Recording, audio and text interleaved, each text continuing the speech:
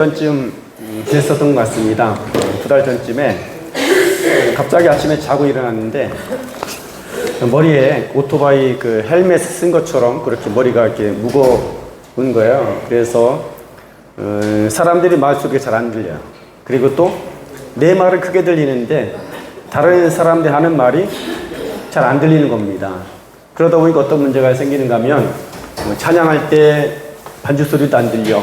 그런데 내 목소리는 크게 들리는 거죠. 그래서 설교도 힘들고, 찬양도 힘들고, 사람들과의 대화 가운데서 도대체 어떤 말을 하는지조차도 잘 들리지 않았습니다. 그래서 이제 이비인후과를 찾아간 거예요. 찾아갔더니만은 이거 좀 오래된 건데 그동안 당신이 잘 몰랐다가 이번에 아마 그걸 드러나게 된 것 같다. 나타나게 된 것 같다라고 합니다. 그래서 약을 지어서 먹고 계속 치료를 받고 있었습니다. 계속 치료를 받는데 약을 먹어도 잘 안 낫는 거예요. 오히려 오랫동안 약을 먹다 보니까 이게 위장 안에 그 항생제 때문에 유산균이라고 하나요? 위장 안에 균이 다 죽잖아요. 죽으니까 그때로부터 계속 설사만 나오고 병은 낫지 않고 있었던 상황 속에 있었습니다. 그러다가 이제 심리학 배우게 되었는데 그날도 이제 김명현 목사님께서 찬양 인도하시고 옆에서 찬양하는데 아무리 소리도 안 들리는 거예요. 그래서 옆에 있는 분 찬양하는 소리 입만 보고 이렇게 찬양을 했습니다. 그리고 나서 이제 겨우 끝났는데 이제 기도를 받잖아요. 사역하기 전에 기도를 받는데 한참 받았던 것 같아요. 기도를 받을 때까지는 뭐 그렇게 귀가 낫는다든지 그런 부분이 나타나지 않았던 것 같아요. 근데 기도가 다 끝나자마자 갑자기 마음속에 이런 감동이 훅 올라오는 거예요. 야, 너 이제 가가지고 뒤로 가서 코하고 입을 막고 숨을 한번 훅 불어보라 라는 거예요. 저는 이거 뭔지 잘 몰랐거든요. 나중에 알고 보니까 발살바 요법이라고 하더군요. 그래서 이제 그 높은 비행기나 물속에 잠수하게 되면 그 압력차로 인해서 소리가 안 들릴 때 그때 이제 코하고 입을 막고 숨을 내쉬면 이게 압이 맞는다는 거죠. 근데 저는 그걸 잘 몰랐어요. 그래서 뜬금없이 코하고 입을 막고 숨을 한번 크게 내쉬어봐. 감동이 올라가고 저 뒤에 가서 코하고 입을 막고 숨을 한번 훅 내쉬어봤어요. 그랬더니 양쪽 귀에서 뭐가 뼈가 움직이는 소리가 뚜두둑 나더구만요. 그러더니만 이제 귀 밑으로는 뭔가 물이 쭉 빠져나가는 듯한 그런 시원함이 있었고 그 위로는 뭔가 바람이 나가는 것처럼 위로다가 쑥 나가는 거야. 그러더니만 누가 이제 옆에서 호루라기를 부는 것처럼 삐 하더니만 귀가 뻥 뚫리는 겁니다. 그래서 한 번 더 해봐라.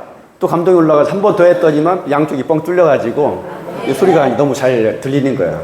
그래서 그때까지만 하더라도 찬양도 힘들고 기도도 힘들고 설교는 더 힘든 거예요. 왜냐하면 사람들이 말이 내가 말할 때 아예 안 들리니까 어떤 반응을 하고 있는지 몰랐기 때문에. 근데 그때 이제 와서 기도 받고 또 성령의 감동하신 가운데 그렇게 그대로 순종했더니만 약으로도 안 되고 또 너무 오래됐는데 저도 모르고 있었던 그런 삼출성 중이염이라고 하나요? 이런 고질병이 깨끗하게 이제 치유가 되었습니다.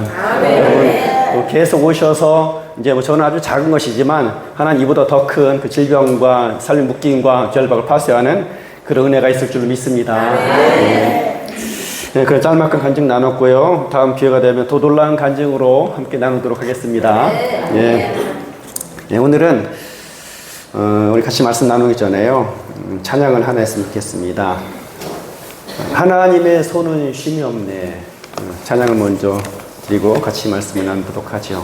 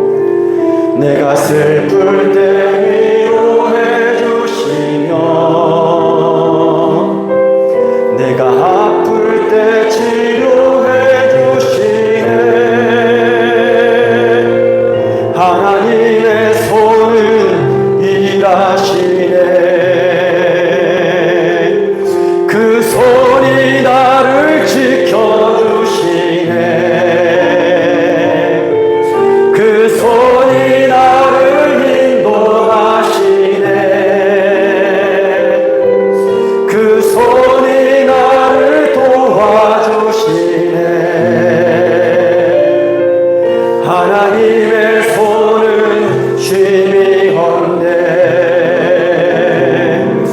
그 손에 붙잡히 이끌해라. 그 손에 이끌리 이끌해라. 그 손에 세워지 이끌해라. 하나님의 손은 쉼이 없네. 길고 어두운 터널을 지날 때, 거친 풍랑이 몰아칠 때, 모든 소망이 사라졌을 때, 하나님의 손은 일하시네. 내가 힘들 때 손 잡아주시고, 내가 슬플 때 위로해 주시며, 내가 아플 때 치료해 주시네. 하나님의 손은 일하시네. 그 손이 나를 만져주시네. 그 손이 나를 안아주시네. 그 손이 나를 안아주시네. 그 손이 나를 보호하시네. 하나님의 손은 쉼이 없네. 하나님의 손은 쉼이 없네. 그 손에 치유됨이, 그 손에 치유됨이 그해라. 회복됨도 그 손에 회복됨이 그해라. 그 손에 살아님이 그해라. 하나님의 손은 쉼이 없네. 그 손이 나를 도와주시네. 그 손이 나를 도와주시네. 그 손이 나를 인도하시네. 그 손이 나를 도와주시. 하나님의 손은 쉼이 없습니다. 하나님의 손은 쉼이 없네. 아멘. 하나님께 영광과 감사의 박수 올려드립니다. 네. 우리 하나님께서 이 교회를 사용하시고 또 홍진희 목사님이 사용하시고 우리 모두를 사용하시는 줄로 믿습니다. 우리 손을 통해 일하시는 하나님, 우리 모든 손을 통해 일하시는 하나님을 능력으로 경험하는 그런 밤이 되길 다시 한번 예수님 이름으로 축복합니다. 오늘 말씀은 출애굽기 4장 말씀인데요. 제가 읽어드리도록 하겠습니다. 4장 17절에서부터 20절까지 말씀 제가 읽습니다. 너는 이 지팡이를 손에 잡고 이것으로 이적을 행할지니라. 모세가 그의 장인 이드로에게 돌아가서 그에게 이르되 내가 애굽에 있는 내 형제들에게로 돌아가서 그들이 아직 살아있는지 알아보려 하오니 나로 가게 하소서. 이드로가 모세에게 평안히 가라 하니라. 여호와께서 미디안에서 모세에게 이르시되 애굽으로 돌아가라. 내 목숨을 노리던 자가 다 죽었느니라. 모세가 그의 아내와 아들들을 나귀에 태우고 애굽으로 돌아가는데 모세가 하나님의 지팡이를 손에 잡았더라. 아멘. 네, 말씀 제목을요, 임재, 주의 손에 붙잡힘이 은혜라 하는 말씀으로 잠깐 말씀을 나누도록 하겠습니다. 저도 예전에 우리 제가 교회를 개척하고 나서 3년 정도가 지났을 때였습니다. 그때 이제 교회 사역을 하면서 제 안에 어떤 갈망이 있었는가 하면 성령의 능력들을 사모했습니다. 저희 어머니도 신앙생활 하셨고 할아버지도 신앙생활 하셨고 그 과정 가운데 1970년대 하나님 부으셨던 부흥 역사를 계속 들었기 때문에 우리 삶 속에 또 뿐만 아니라 우리 목회 가운데 반드시 그런 성령의 역사가 있어야 되겠다라는 그런 갈망이 있었던 것이죠. 그러다가 어떤 일이 벌어졌는가 하면 구체적인 내용은 말씀드릴 수 없지만 놀라운 사건이 벌어진 거예요. 성령의 역사가 나타났는데 악령의 역사도 같이 나타난 것입니다. 그래서 한참 막 성장을 하던 교회가 완전히 큰 어려움을 겪고 문을 닫을 만한 그런 상황이 되었습니다. 대부분의 많은 성도들이 다 흩어지고 5명 정도 남았던 것 같아요. 완전 절망 가운데 있었습니다. 그러면서 그 뒤에 어떤 트라우마가 있었는가 하면 성경에서 성령자가 나오면 설교 못하는 거예요. 사도행전 아예 빼고 오로지 말씀으로만 돌아가자 하면서 그렇게 목회를 하면서 3년 정도, 4년 정도 이제 견디게 되었습니다. 그러다가 이제 집안에 아픈 아이도 있고 이런저런 일 끝에서 다시 한번 이제 성령의 능력을 사모하고자 그런 마음이 생겨나게 되었어요. 한편으로 두렵잖아요. 과거 실패도 했고 또 주변에 너무나 많은 소문도 안 좋게 나서 저 교회 뭐 이단 교회 아니냐 해서 전도를 나가는 것 자체도 두려웠고 매우 힘들었습니다. 그 와중에 이제 우리 아내는 꿋꿋하게 주보 들고 나가서 공원에서 막 전도하는데 전 도저히 그럴 만한 용기가 나지 않는 거야. 그런가 하면 그 기간 동안에 정말 죽고 싶은 일이 굉장히 많았거든요. 그래서 아마 우리 집이 조금 아파트 높은 데 있었으면 어떤 일이 벌어질지 몰라 진짜로. 그런데 그렇게 힘들게 과정을 거쳐오면서 다시 이제 성령 사역을 해야 되겠다는 그 마음이 생겼습니다. 그런데 어떤 문제가 생겼는가 하면 과거에 그런 일을 겪었기 때문에 어떻게 이 성령 사역을 해야 되냐 하는 것들에 대해 굉장히 많은 고민들이 있었습니다. 그 공부도 많이 하고 주의도 많이 살펴보고 뿐만 아니라 여기저기 성령 사역하시는 분들을 찾아가기도 하고 이런저런 일이 시작이 되었던 것이죠. 그런데 이제 그때 제가 그 과정 가운데서 깨달은 것이 2가지가 있었습니다. 하나는 뭐냐면은 이 세상 은사를 통해서 사역을 하시는 분이 있더라 하는 것입니다. 성령께서 은사를 주셔서 은사를 가지고 사역을 하시는 분이 있는 거야. 또 한편으로는 평소에 은사는 잘 나타나지 않아요. 그런데 그분의 집회와 말씀과 사역을 통해서 치유와 회복이 은사를 사용하는 것보다 더 강하게 나타나는 분들을 보게 된 것입니다. 무슨 차이인가 하면 하나님 임재라는 것입니다.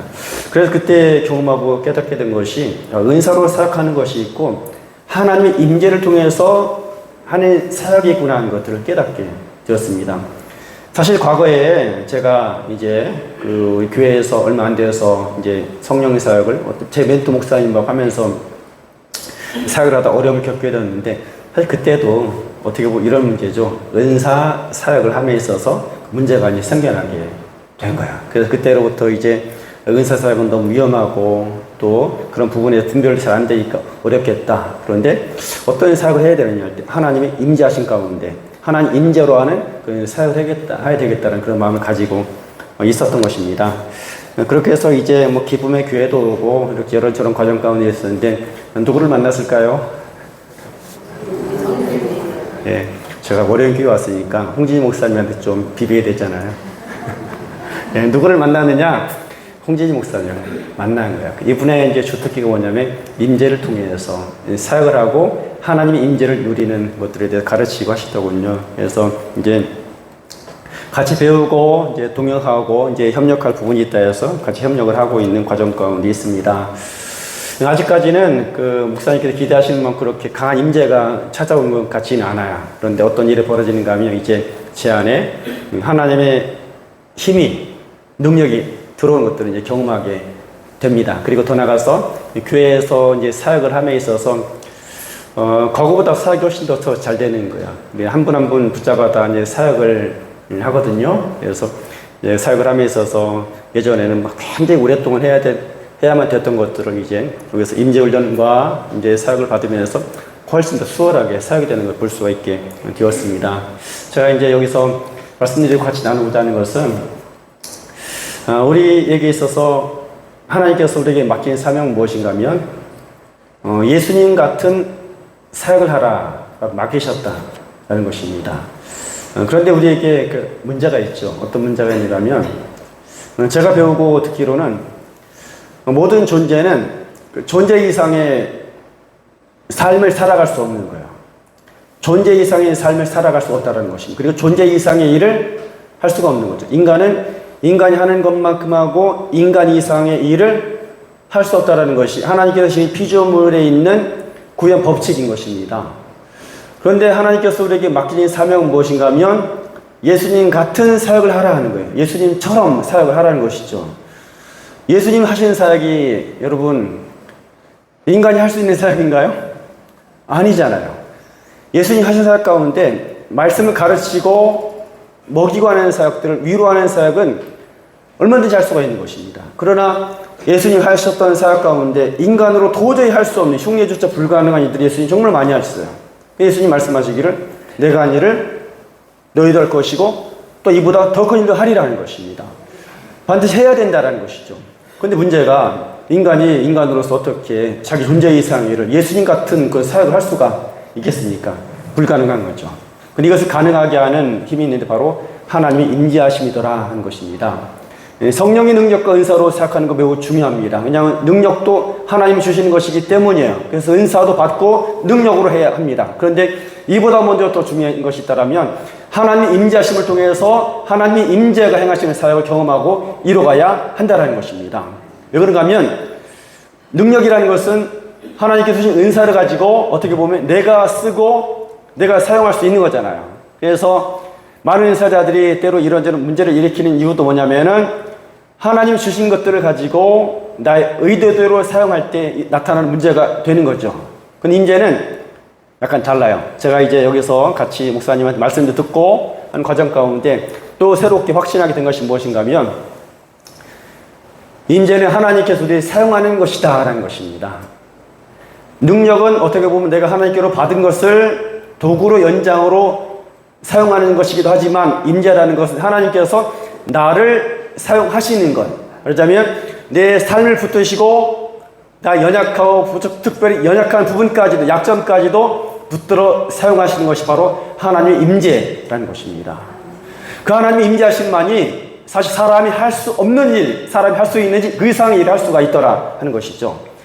오늘 모세에 관한 이야기 우리가 잘 알고 있습니다. 모세라는 사람이 나이가 80세 때 하나님께로부터 부름받았어요. 지금도 나이 80이 적지 않은 나이이긴 하죠. 아무리 사람이 오래 살아도 그 나이 80이 지금 적지 않은 나이인데 모세 당시에는 굉장히 연로한 그런 나이였습니다. 더 이상 바랄 것도 없고 소망할 것도 없고 아무런 인생에 기대할 것이 아무것도 없는 사람이 이른바 그런 삶을 무엇이라고 얘기하는가 하면 여기까지 인생이라는 여기까지 인생. 더 이상 여기에서 한 걸음도 나갈 수 없는 삶인 것이죠. 그런데 오늘 모세가 여기까지가 아니라 80에서부터 새롭게 시작이 된 거예요. 말하자면 인생의 한계선이 새로운 출발선으로 바뀌는 역사가 나타나게 되었다는 것입니다. 그 기점이 어딘가 하면 모세가 그 양을 치고 호렙산에 갔을 때 거기서 하나님을 만나고 하나님의 강력한 임재 가운데 붙들리게 되었을 때에 여기까지 인생에서 이제 한계선에서 새로운 출발선, 그 한계선을 새로운 출발선으로 바꾸는 역사를 만들게 되었던 것입니다. 하나님께서 모세에게 말씀하시죠. 너는 애굽에 가서 내 백성 이스라엘을 건져내라 하십니다. 모세가 계속 거부하잖아요. 두 가지 이유가 있지 않습니까? 하나는 하나님께 대한 상처. 내가 예전에 그렇게 하나님께 헌신됐고 하고 싶었지만 하나님께서 그때 침묵하셨습니다. 하나님 왜 그러셨습니까? 내가 그렇게 열심히 헌신하려고 했을 때 침묵하고 계시다가 40년 지나서 아무것도 할 수 없고 내 손에 아무것도 가진 것이 없는 이때 찾아와서 뭘 나를 쓰시려고 하시느냐. 하나님에 대한 상처 또 하나님에 대한 불신 아마 이것들이 어느 정도 있었던 것 같습니다. 그리고 실제로 물리적으로 더 이상 이제는 모세가 그 어떤 일을 할 수 있는 능력이 다 사라진 그런 상황이었다는 거죠. 하나님께서 모세에게 말씀하시지 않습니까? 야, 내 손에 든 게 뭐냐? 지팡이니이다. 이 지팡이라는 것은 어떻게 보면 모세의 인생을 그대로 보여주는 이력서 같은 것이라고 생각을 합니다. 모세의 인생, 모세의 실존 그 자체를 보여주는 물건인 것이죠. 메마른 지팡이, 말라 비틀어진 지팡이 아니겠습니까? 지금이야 우리가 이런저런 성화를 통해서 보면 모세가 들고 있는 지팡이가 굉장히 크고 아름답고 멋진 것처럼 보이지만 당시에 사용하던 그 목자의 지팡이는 볼품없는 그냥 막대기 같은 그런 것들 이잖아요. 그러니까 그거 하나 들고 있는 거죠. 네 손에 든 게 뭐냐? 목자의 지팡이입니다. 그런데 이 모세가 누구의 양을 치고 있었느냐? 그의 장이 이드로의 양을 치고 있었습니다. 나이 80이 됐는데 아직도 양치는 자인 거죠. 자기 수중에 자기 이름, 자기 명의로 등기된 양 한 마리가 없는 거야. 모세의 삶이 얼마나 험악했습니까? 여태까지 80년 동안 열심히 살아왔는데 구성했던 것이 아무것도 없는, 그래서 지팡이 하나만 남은 것이 바로 모세의 삶인 것이죠. 그래서 여기까지 내 인생이고 더 이상 내 인생 가운데 어떤 것도 기대할 수 없는 것이 바로 그 80세 때 하나님 만났던 모세의 상황이었을 것입니다. 그런데 이제 모세의 삶이 달라지기 시작합니다. 지금까지는 모세가 아마 능력을 구했을 수 있었던 것 같아요. 그리고 그 능력 가지고 일하려고 했었겠죠. 나이 40세 때에 애고의 왕자로서의 힘, 그리고 그 가지고 있었던 지식, 과학술 여러 가지 많은 능력을 가지고 나름 일을 하려고 했었던 것 같습니다. 그런데 이것이 다 사라지게 되었던 것이죠. 그 이후로부터 어떤 일이 벌어지게 되었는가 하면은 하나님이 모세를 붙들어 쓰실 수가 있게 되었던 것입니다. 마른 지팡이였고 아무것도 없는 그런 삶이었지만 하나님께서 모세를 붙들어 사용하기 시작했을 때에 그 인생의 가장 오점, 가장 수치스러운 부분까지도 놀랍게 말하자면 그 이전까지는 모세가 할 수 없었던 위대한 일을 이루게 되었던 것을 볼 수가 있는 것입니다. 이것이 바로 하나님의 임재 가운데 하나인 것이죠. 하나님의 임재는 하나님께서 우리를 온전하게 사로잡으시는 것을 말합니다. 때로 힘으로 들어오기도 하고 능력으로 들어오기도 하죠. 그래서 더 이상 내가 내 몸을 쓸 수 있는 것이 아니라 하나님이 내 몸을 사용하시는 것, 내 몸을 차지하고 계신 것들을 경험하는 것, 이것이 몸으로 느껴지는 것이 바로 임재입니다. 그런데 그것이 현상만이 아니라 하나님이 내 삶을 쓰시는 것이라는 거예요. 그래서 하나님께서 내 삶을 사용하시기 시작할 때에 여기까지 인생에서 어떤 일이 벌어지니까 이제 한계선이 새로운 출발선으로 바뀌는 역사가 나타나더라 하는 것입니다. 그래서 모세의 인생 언제부터 시작됐느냐? 80에서 시작된 거예요. 다른 사람은 모세가 말하기를 사람이 나이가 70이지만 70이 강건한 80이라고 말했는데 모세가 말했던 한계선 한참 넘어선 나이에서 모세는 새로운 인생 출발을 시작할 수가 있었다는 것입니다. 하나님께서 우리에게 말씀하신 것이 바로 이거죠. 하나님의 임재 가운데 더 이상 이제 내가 무엇을 이루려고 살아왔던 삶이 아니라 하나님이 붙들어 쓰실 수 있는 몸이 되는 거예요. 하나님이 사용할 수 있는 몸이 되는 것입니다. 그래서 제가 믿고 제가 혼자 오해했는지 모르지만 여기서 배우고 연습하는 중요한 훈련 중에 하나 바로 그것이라고 생각이 돼요. 하나님께서 내 몸을 쓰실 수 있는 몸을 만드는 것입니다. 맞아요? 대답이 없으시네요. 홍무사님. 하나님께서 쓰실 수 있는 몸이 되는 거죠. 여러분 그렇게 살아가게 될 때 우리 삶 가운데서 지금 내 상황이 내 삶이 어떤 한계선에 부딪혀 있는지 모르지만 하나님 반드시 그 한계선을 새로운 출발선으로 바꾸신 역사를 만들어내게 될 줄로 믿습니다. 한 사람을 더 이야기했으면 좋겠는데요. 다윗이라는 사람 잘 알지 않습니까? 다윗이 골리앗을 때려 눕혔던 사건에 대해서 잘 알 계시리라고 생각을 합니다. 다윗도 역시 하나님이 쓰신 사람, 하나님의 손에 붙들렸던 사람인 것이죠.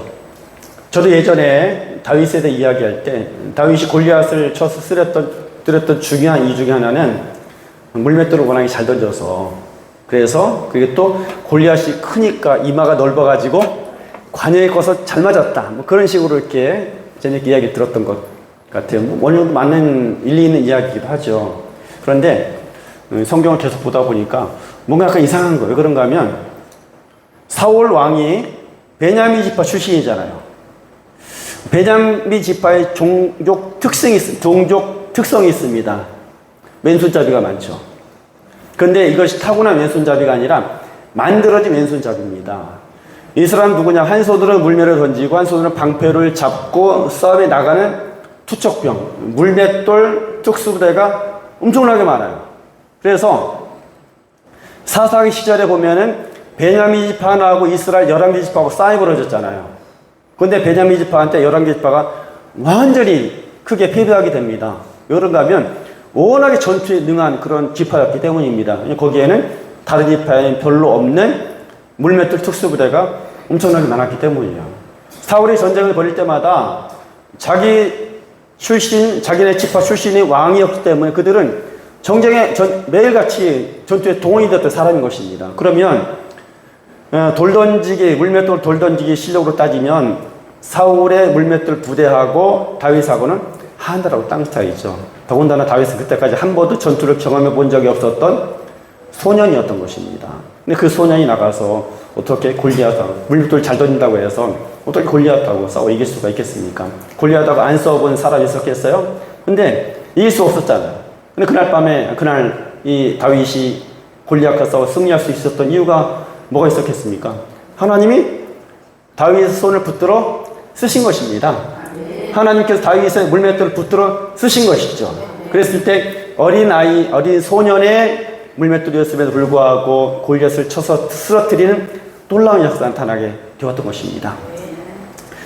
다윗의 인생 가운데 가장 주목할 만한 것이 바로 그것 아니겠습니까? 하나님 임재를 얼마나 그가 사모했습니까? 하나님 법궤를 사모했고 주의 궁정의 산날이 다른 곳에서 첫날보다 훨씬 더 좋습니다 하면서 하나님 임재를 정말 많이 사모했던 일상이 바로 다윗의 삶이었던 것입니다. 하나님께서 그의 인생을 붙들어 쓰시기 시작했을 때 그는 목동이었으나 목동 이상의 삶을 살아갈 수가 있었던 것입니다. 주님께서 우리에게 요청하시는 삶이 바로 그것이죠. 우리는 내 능력만큼의 일도 사실 잘 못하기 때문에 괴롭고 슬픈 거잖아요. 가끔 그런 말 듣습니다. 자기감 들을 때가 있어요. 나이 값도 못한다라고. 너 동년배가 하는 일도 못하고 너 동년배 다른 사람 하는 일을 봐. 그것과 나를 볼 때에 그들이 하는 것만큼도 안 되는 나의 모습을 바라보게 될 때 우리가 얼마나 때때로 자기감 느끼고 우울해지기도 하잖아요. 그것이 우리의 삶이죠. 마땅히 그 나이 그 시절에 해야 될 일들조차도 어려운 것이 우리들의 삶일 수 있는 것입니다. 근데 하나님께서 우리에게 무엇을 말씀하시느냐? 내 능력, 인간의 능력이 아니라 인간의 능력 이상, 존재 이상의 삶을 살아가고 존재 이상의 일을 행하는 자로 우리를 부르셨다라는 것입니다. 그것이 유일하게 할 수 있는 길이 있다면 하나님의 임재 가운데 들어가는 거죠. 하나님께서 나의 모든 걸 사용하시되 잘난 것만 쓰시는 것이 아니라 부족한 것까지도 사용하시는 삶인 것입니다. 하나님이 그날 시내산에서 모세를 만나시고 하나님의 영광과 임재로 덮으셨을 때 모세의 인생 속에 가장 수치스럽고 가장 부끄러웠던 나이 80에도 여전히 장인의 양을 치는 목동으로 있었던 그 모세의 지팡이가 하나님의 지팡이로 새롭게 되었다라는 것입니다. 여러분 계속해서 하나님 임재를 추구하십시다. 그래서 하나님께서 내 삶을 쓰시되 내 몸과 삶, 특별히 실패하고 연약한 부분까지도 사용하시는 그런 임재의 삶을 통해서 이 땅에 주님께서 이루라 하신 것, 그 일뿐만 아니라 그보다 더 큰 일도 하리라 해야 한다는 그 일을 이루는 우리 모두가 되기를 예수님 이름으로 축원합니다. 계속해서 임재의 집회를 통해서 만나 뵙기를 소망합니다.